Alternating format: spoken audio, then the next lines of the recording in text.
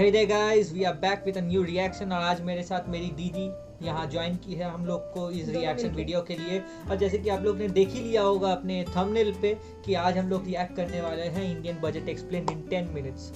हम लोग बहुत ज़्यादा आज 10 मिनट्स में हम लोगों को बहुत कुछ मिलेगा आज हम लोग को देखने के लिए। जैसे कि जानते हैं एक ऑर्डिनरी आदमी को या ऑर्डिनरी इंसान इंडिया में इन लोग को इतना पता नहीं होता कि मतलब बजट क्या होता है या बजट को कैसे बनाया जाता है या what are the things that they actually take into account by for planning budget. तो आज हम लोग अभी न्यू का, अगर आप लोग इन लोग के चैनल को सब्सक्राइब नहीं किया हो तो लाइक एंड सब्सक्राइब कर दीजिएगा और ज़रूर से यहाँ का जो सब्सक्रिप्शन बटन है उसको भी दबा दीजिएगा। इससे आपको ज़्यादा फर्क नहीं पड़ेगा लेकिन हम लोग को ज़्यादा फर्क पड़ता है, तो प्लीज़ सब्सक्राइब कर दीजिएगा।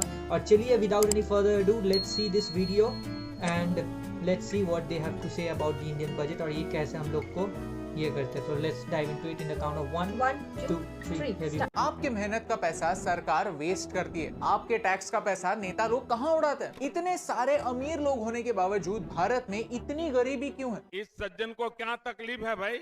आई एम श्योर कि कभी ना कभी ये सारे सवाल आपके दिमाग में आए ही होंगे। लेकिन आज एक ऐसा दिन है जहां देश का हर एक इंसान इन सारे सवालों के जवाब दे सकता है सिर्फ एक डॉक्यूमेंट पढ़कर। ये है भारत का बजट। ये हमारी इकोनॉमी के लिए साल का सबसे इंपॉर्टेंट दिन होता है, लेकिन हम में से कई लोगों को बजट कॉम्प्लिकेटेड लगता है क्योंकि हमें तो स्कूल में ये सिखाया ही नहीं। चलिए आज बजट को आसान बनाते हैं, समझते हैं कि भारत का बजट बनता कैसे है और इससे हमें क्या फर्क पड़ता है। अगर आपको इस वीडियो से कुछ नया सीखने मिलता है तो इसे अपने दोस्तों के साथ शेयर कीजिए। वीडियो शुरू होने से पहले एक बात, आप में से सिर्फ 30% लोगों ने चैनल को सब्सक्राइब किया है। अगर आपको हमारा काम अच्छा लगता है तो प्लीज वो सब्सक्राइब बटन प्रेस कीजिए। ये आपके लिए तो फ्री है लेकिन इससे हमारी बहुत हेल्प होती है। चैप्टर 1, बजट बनता कैसे है। बेसिकली बजट में 3 पॉइंट्स होते हैं। भारत कितना पैसा कमाने वाला है, भारत कितना पैसा स्पेंड करने वाला है और आने वाले साल में यानी अप्रैल 2023 से लेकर मार्च 2024 तक हमारा फोकस कहां होने वाला है। भारत को बेहतर करने के लिए हम क्या करने वाले हैं। जस्ट इन 3 पॉइंट्स को याद रखिए, इनका एक्सप्लेनेशन हम बाद में देंगे। ये सवाल लगते सिंपल है लेकिन इनके जवाब प्रिपेयर करने के लिए 6 महीने लगते हैं। इस साल के बजट का काम पिछले साल के अगस्त में ही शुरू हो गया था। सबसे पहले फाइनेंस मिनिस्ट्री एक सर्कुलर निकालती है और बाकी सारे मिनिस्ट्रीज को एक एस्टिमेट देने के लिए कहती है कि आने वाले साल में आपको कितने पैसे लगेंगे। ये सारी मिनिस्ट्रीज अप्रैल से लेकर अगस्त तक अपने खर्चे देखती है, उसमें आने वाले साल में होने वाले एक्स्ट्रा प्रोजेक्ट्स को लगने वाले पैसे ऐड कर दिए हैं और ये एस्टिमेट फाइनेंस मिनिस्ट्री को भेजते हैं। फाइनेंस मिनिस्ट्री भी एक एस्टिमेट निकालती है कि अगले साल में जीडीपी कितना ग्रो होना चाहिए। फिर ये 2 फिगर्स टॉप ऑफिशियल्स तक पहुंचते हैं और अप्रूवल मिलने के बाद बजट बनाने का काम शुरू होता है। वैसे देखा जाए तो ये प्रोसेस 1 महीने में भी निपटाई जा सकती है, लेकिन हमारी फाइनेंस मिनिस्ट्री अलग अलग स्टेक होल्डर्स को कंसल्ट करती है, जैसे कि businesses, trade bodies, farmer unions etcetera. वो उनके सजेशंस कंसिडर करते हैं और फिर ही फाइनल बजट बनता है। सबसे एंड में फाइनेंस मिनिस्टर और प्राइम मिनिस्टर डिस्कस करके एक फाइनल बजट बनाते हैं और ये बजट डॉक्यूमेंट फाइनल होने के बाद हलवा बनाते हैं, लिटरली हलवा बनाते हैं। ये हलवा फाइनेंस मिनिस्ट्री के अलग अलग मेंबर्स में डिस्ट्रीब्यूट होता है। ये डॉक्यूमेंट 1 फरवरी को पार्लियामेंट में प्रेजेंट होता है और उससे पहले कॉन्फिडेंशियल होता है। सोचिए, अगर पूरा देश अपना पैसा कैसे स्पेंड करने वाला है ये खबर मार्केट में फैल गई तो मार्केट में लोग उन्हीं एरियाज में इन्वेस्ट करेंगे जहां प्रॉफिट के चांसेस ज्यादा हैं। मार्केट में ये इन्फॉर्मेशन लीक होना देश के लिए डेंजरस हो सकता है, इसीलिए जिन लोगों ने बजट पे काम किया है उस बजट डिपार्टमेंट को लॉक किया जाता है और एक बार बजट प्रेजेंट हो जाए फिर ही उन्हें बाहर निकलने की परमिशन मिलती है। चैप्टर 2, बजट प्रेजेंट कैसे होता है। हर साल 1 फरवरी को बजट पार्लियामेंट में प्रेजेंट होता है, लेकिन उससे एक दिन पहले भारत की इकोनॉमी में हो क्या रहा है, पिछले साल भारत की इकोनॉमी ने कैसे परफॉर्म किया, ये बातें इकोनॉमिक सर्वे में लोगों के सामने रखी जाती हैं। यहाँ पिछले साल इन्फ्लेशन कितना हुआ, फॉरेन ट्रेड के फिगर्स क्या थे, हमने कितना लोन लिया, ये बातें लोगों को बताई जाती है। ये इकोनॉमिक सर्वे आप यहाँ एक्सेस कर सकते हैं। 1 फरवरी को हमारी फाइनेंस मिनिस्टर पार्लियामेंट में बजट प्रेजेंट करती हैं। इस बजट के 2 पार्ट्स होते हैं। पहला पार्ट होता है बजट स्पीच और अनाउंसमेंट्स और दूसरा पार्ट होता है अकाउंट्स। अनाउंसमेंट्स में भारत का रोड मैप अनाउंस होता है। ये एक जनरल डायरेक्शन होती है जिस डायरेक्शन में भारत की पॉलिसी बनेगी। 2 टाइप के अनाउंसमेंट होते हैं, एक होते हैं जनरल और दूसरे होते हैं specific. For example last year Bharat ने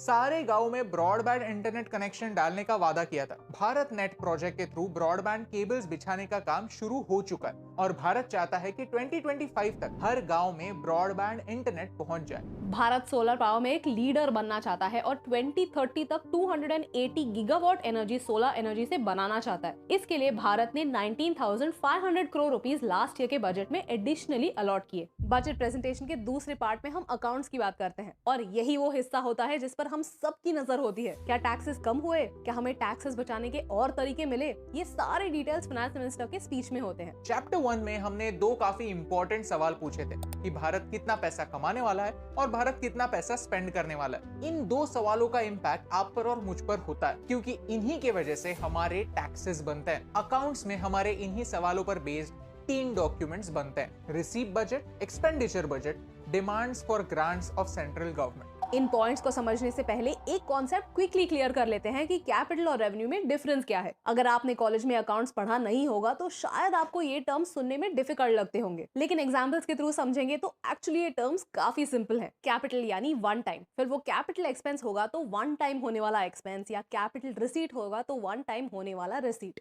सपोज मुंबई में एक नया एयरपोर्ट बन रहा है तो एयरपोर्ट बनाने के लिए होने वाला खर्चा एक ही बार होगा, राइट? तो वो कैपिटल एक्सपेंस है। सिमिलरली अगर हम जैसे पाकिस्तान IMF से बेल आउट ले रहा है वैसे लोन लेते हैं तो वो लोन एक ही बार आएगा। ऐसा तो नहीं होगा ना कि हर साल लोन आते ही जा रहा है। तो ये कैपिटल रिसीट है। इसी का ऑपोजिट है रेवेन्यू। रेवेन्यू यानी रेकरिंग। इलेक्ट्रिसिटी बिल हर महीने भरना पड़ता है। पिछले महीने का बिल भरा, फिर भी इस महीने का एक नया बिल आने वाला है। वैसे ही गवर्नमेंट के वो सारे एक्सपेंसेस जो एक रेकरिंग बेसिस पे होने वाले हैं वो रेवेन्यू एक्सपेंसेस होते हैं। इसका सबसे अच्छा एग्जांपल है सैलरीज। सिमिलरली हर साल सरकार टैक्सेस के तौर पर पैसे कमाती है। ये उनके लिए एक रेकरिंग इनकम है, यानी ये है रेवेन्यू रिसीट्स। अब ये बात आपको क्लियर हो गई। अब वापस आते हैं उन 3 पॉइंट्स पर: receive budget, expenditure budget, demands for grants of central government. Receive budget में एक पूरी की पूरी लिस्ट निकलती है कि आने वाले साल में देश को कितना पैसा कहां से आना चाहिए। इसमें इनकम टैक्स, GST और कस्टम्स ड्यूटी, फीस और पेनल्टीज और लोन्स और ग्रांट्स शामिल होते हैं। अब एक सेकंड वीडियो पॉज कीजिए और खुद को पूछिए कि इन चारों में से कैपिटल रिसीट्स कौन से हैं और रेवेन्यू रिसीट्स कौन से। पहले 3 रेवेन्यू रिसीट्स हैं और लास्ट वाली कैपिटल रिसीट्स। सेकंड पॉइंट है एक्सपेंडिचर बजट, जहां फाइनेंशियल ईयर 2023-24 में पैसा कहां खर्च होने वाला है इसका प्लान प्रेजेंट होता है। ये आप यहां पर एक्सेस कर सकते हैं। थर्ड पॉइंट में ये प्रेजेंट होता है कि किस मिनिस्ट्री ने किस काम के लिए कितने पैसे मांगे। Ministry of consumer affairs, food and public distribution गरीबों को 1 या 2 रुपए में अनाज डिस्ट्रीब्यूट करती है। अब ये अनाज MSP पे खरीदा जाता है और डिस्ट्रीब्यूट सिर्फ 1 या 2 रुपए में होता है, यानी टैक्स पेयर्स का पैसा 2 बार खर्च होता है। अगले साल में गवर्नमेंट 80 करोड़ लोगों को फ्री में अनाज देगी। इस मिनिस्ट्री ने इस साल 2,30,000 करोड़ मांगे और उन्हें 2,05,000 करोड़ एलोकेट हुए। देखो बॉस, भारत में पैसे लिमिटेड होते हैं तो हर मिनिस्ट्री में एक कंपटीशन रहती है कि कितना पैसा कहां एलोकेट होना चाहिए। अब आपने समझा कि बजट होता क्या है। इस बजट के सारे टैक्स वाले अनाउंसमेंट से फाइनेंस बिल बनता है और ये बिल पार्लियामेंट में पास होने पर एक एक्ट बनता है। सरकार पार्लियामेंट के परमिशन के बगैर आपका पैसा यूज नहीं कर सकती। सरकार को पार्लियामेंट का अप्रूवल लगता है जो उन्हें अप्रोप्रिएशन बिल के थ्रू मिलता है। इस बिल से पैसे हर एक मिनिस्ट्री को दिए जाते हैं। चैप्टर 3, बजट इंपॉर्टेंट क्यों है? हम हमेशा सोचते हैं कि अरे मैं तो टैक्स पे करता हूँ, इनकम टैक्स भी पे करता हूँ और GST भी, तो इस पैसे का होता क्या है? अच्छी सड़कें क्यों नहीं बनती? प्रॉब्लम्स फिक्स क्यों नहीं होते? ये समझने के लिए बजट एक एक्सीलेंट सोर्स होता है, क्योंकि इससे हमें पता चलता है कि सबसे ज्यादा पैसा कहाँ खर्च हो रहा है। भारत एक डेफिसिट बजट बनाता है, यानी हमारे एक्सपेंसेस हमारे इनकम से ज्यादा है और ये गैप सरकार लोन लेकर फिल करती है और इस लोन पर हर साल हमें इंटरेस्ट पे करना पड़ता है। यानी इतना सारा टैक्स देने के बाद भी भारत के पास जितना चाहिए उतना पैसा नहीं होता। चैप्टर 4, हमारा पैसा जाता कहाँ है? चलिए हमारे बजट को जरा गौर से देखते हैं और समझते हैं कि हमारी मेहनत का पैसा जाता कहाँ है। चलिए यूनियन बजट के अकाउंट्स देखते हैं, रिसीट बजट देखते हैं, यानी अगले 1 साल में हम कितने पैसे कमाएंगे। As per the receipt budget हम टैक्सेस के थ्रू ₹33 लाख करोड़ कमाएंगे। इसमें से 10 लाख करोड़ स्टेट्स में डिस्ट्रीब्यूट होंगे ताकि स्टेट्स अपने अलग अलग प्रोजेक्ट्स कर पाए। कुल मिलाकर सेंटर के पास टैक्स रेवेन्यूज ₹23.3 लाख करोड़ आएंगे, ऐसा केंद्र सरकार एस्टिमेट करती है। Non tax revenues 3 lakh crore है। सो इन टोटल ₹26 लाख करोड़ हम खर्च कर सकते हैं। अब बजट में निर्मला मैम ने कहा कि हमारे एक्सपेंसेस 45 लाख करोड़ होंगे। इतना तो रेवेन्यू हमारे पास है नहीं, तो जो बच जाता है यानी 19 लाख करोड़ हम बोरो करेंगे। अब एक्सपेंडिचर बजट की ओर ध्यान देते हैं। सबसे highest allocation ministry of finance को है और इसमें से इंटरेस्ट पेमेंट ऑन लोन्स काफी हाई फिगर है ऑफ ₹10,79,000 करोड़। सेकंड नंबर पर आता है ministry of defence with ₹5,93,000 crore. इसमें आर्मी, नेवी, एयरफोर्स तीनों इंक्लूडेड है। यहाँ पर कैपिटल आउटले मतलब weapon upgrades, new equipment etcetera होता है। एंड अगर आप गौर करें तो एक सिग्निफिकेंट अमाउंट हम डिफेंस पेंशन्स के थ्रू देते हैं।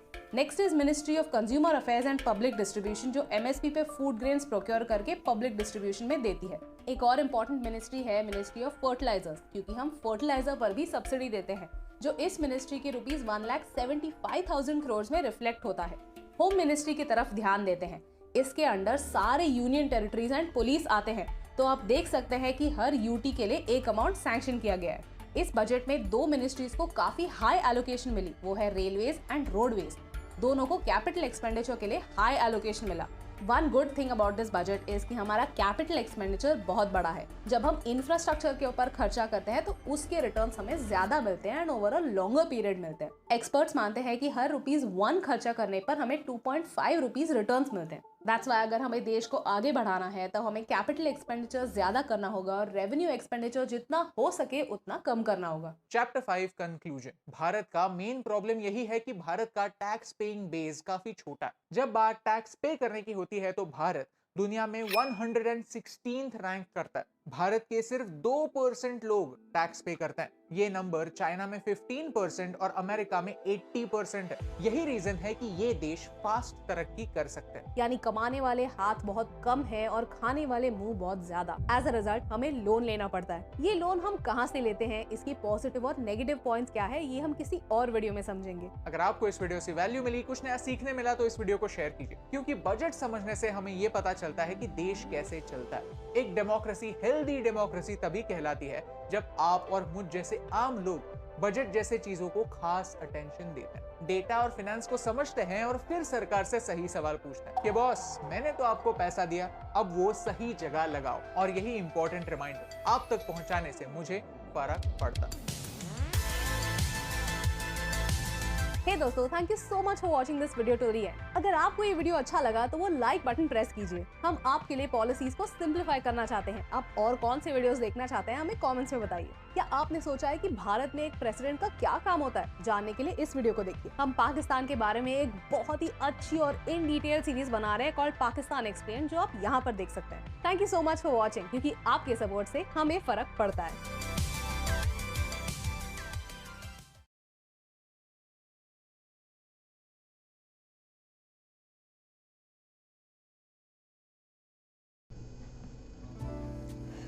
इतना कॉम्प्लिकेशन था, इतना ज्यादा हमें कभी कैलकुलेशन। इतना पता ही नहीं था कि क्या होता है नहीं होता है। इतना ज़्यादा थोड़ा हम लोग भी सोचते थे, बट बाहर आउट ऑफ चला जाता है। बट सही में अच्छा लगा ना, बहुत अच्छा इंफॉर्मेटिव वीडियो था। उसके ऊपर से हम लोग को ये भी जानने को मिला कि कहाँ कितना ये होता है, कैसा टाइप का बजट होता है। देखिए हम लोग मैं और ये दोनों ही हम लोग मतलब कॉमर्स के स्टूडेंट हैं, तो बेसिकली यहाँ जो जो पॉइंट है वो समझ तो आ ही रहा है कि कौन सा क्या है। जैसे रेवेन्यू एक्सपेंडिचर क्या होता है, कैपिटल टैक्स पे एक्सपेंडिचर क्या करना होता वो है, सब हम लोग कर तो मतलब ये हम सब लोग तो करते समझ ही हैं। आता ही है। ये मैंने क्लास 11 पे ही पढ़ा था कि भारत एक डेफिसिट बजट बनाती है, क्योंकि भारत के पास खर्चा करने का बहुत है लेकिन कमाने का उतना जगह नहीं है। इस कारण से हम लोग का जो मतलब बैलेंस ऑफ पेमेंट्स है वो भी मतलब इतना ये ऊपर नहीं नीचे होता। जाता है। हाँ, मतलब the revenue is not equals to the expenditure. तो ये तो एक है। तो इसको समझने के लिए ये लोग जो वीडियो बनाया ये बहुत ही इंफॉर्मेटिव था और बहुत ही डिटेल्ड वाइज में समझाया गया। और बट लिंक्स एक भी। चीज मैं बोलना चाहूंगी कि यहाँ पर अभी अनु ने बताया कमाने वाले ज्यादा नहीं है और खाने वाले ज्यादा नहीं है और कमाने वाले कम है। ऐसा कोई बात नहीं है। हमारे यहाँ पर इंडिया में भी कमाने वाले काफी है। बट मुझे क्यों लगता है, मेरे पर्सपेक्टिव से, हो सकता है ये सबके साथ ना मैच करे, but there are many people जो कमाते भी है बट टैक्स को नहीं पे करते। तो इसलिए ना वो लोग ने बोला कि सिर्फ 2% ऑफ इंडिया तो पे ओनली अगर हम टैक्सेस। अगर डेवलपिंग कंट्री है और अपने कंट्री को और भी ज्यादा डेवलप देखना चाहते हैं, Obviously. आवर रिस्पांसिबिलिटी कि हम टैक्स टैक्स पे पे करें करें। और उसी देयर टैक्स आर से सब कुछ हो बिजनेसेस सकता है। ऐसे हाँ, खाने सही वाला बात है। बिजनेस है, ऐसे बिजनेस है जो अभी तक मतलब चालान नहीं देते आपको, मतलब एक कैश मेमो नहीं देते, जस्ट एक व्हाइट कागज व्हाइट पे कागज लिख के पे दे देता है। एकदम कच्चा काम करते हैं। तो दैट इज पूरा टैक्स इवेजन ना। एक्चुअली हम लोग कभी नहीं बढ़ पाएंगे अगर ऐसा करें तो। ऐसा हुआ तो सब पैसा अपने आप के घर पे ही लेके जाना है, तो भाई ऐसे तो नहीं होगा ना, ऐसे देश नहीं मुझे तो बढ़ता। लगता है शायद 3% जो सैलरीड है उन्हीं से टैक्स पे हाँ, जिनका सैलरी आता है उनको तो टैक्स देना ही पड़ेगा, क्योंकि वो तो गवर्नमेंट के कट थ्रू के ही आएगा। आता है। बट शायद मुझे लगता है जो लोग बिजनेस करते हैं तो उन लोग को मैं इतना ही कहना चाहूंगा, भाई, जो भी यहाँ टैक्स पे प्लीज करो। टैक्स पे कीजिए। टैक्स पेमेंट से ही क्या होता है कि गवर्नमेंट देश को आगे ले जाती है, इससे ही आपके आने वाले पीढ़ी को भी ये होगा, मतलब बेनिफिट होगा, उनके लिए benefit रहेगा। अगर आप आज टैक्स अपने आप के पास रख देते हैं और टैक्स नहीं देते हैं, तो कल आपके फ्यूचर जनरेशंस के लिए आप ये सोच रहे हो आप बचा रहे हो, बट बचता कुछ नहीं है, वो फ्यूचर जनरेशन उसको खराब करते हैं। खराब कर देते हैं। तो फ्यूचर बनाने के लिए पहले देश देश को को अच्छा बनाइए। वही तो और कुछ बोलोगे आज? नहीं, और कुछ तो Video बोलना was नहीं है। very ये this was good. Very informative. ऐसे भी ये वीडियो बहुत ज़्यादा बड़ा हो गया, तो आप लोगों को कैसा लगा लाइक कर सब्सक्राइब करके और अपना कमेंट करके कमेंट जरूर सेक्शन में बताइएगा। ज़रूर बताइएगा। और हम लोग को इस चैनल को, इस परिवार को ज्वाइन करने से आपको मतलब हमारे चैनल का जो ग्रोथ होगा वो आपके लिए ही होगा, which actually gives us a very boost भी देता है, एक हैप्पीनेस भी देता है। तो please subscribe to our channel to see this kind of videos and do subscribe to ABN news channel. वो लोग बहुत ही अच्छा काम कर रहे हैं, but still their subscription rate is very low, so please subscribe to them. And हाँ, और एक जाते जाते एक बात बोल देना चाहता हूँ, अगर मेरी सिस्टर का रिएक्शन भी आपको अच्छा लगा तो प्लीज़ कमेंट में बोलिएगा कि ये भी फीचर आगे वाले इस पे करते तो हम लोग रहें, नेक्स्ट वीडियो साथ में फिर लाएंगे। साथ में लाएंगे। तो तब तक के लिए bye, take care and stay in peace. चाओ।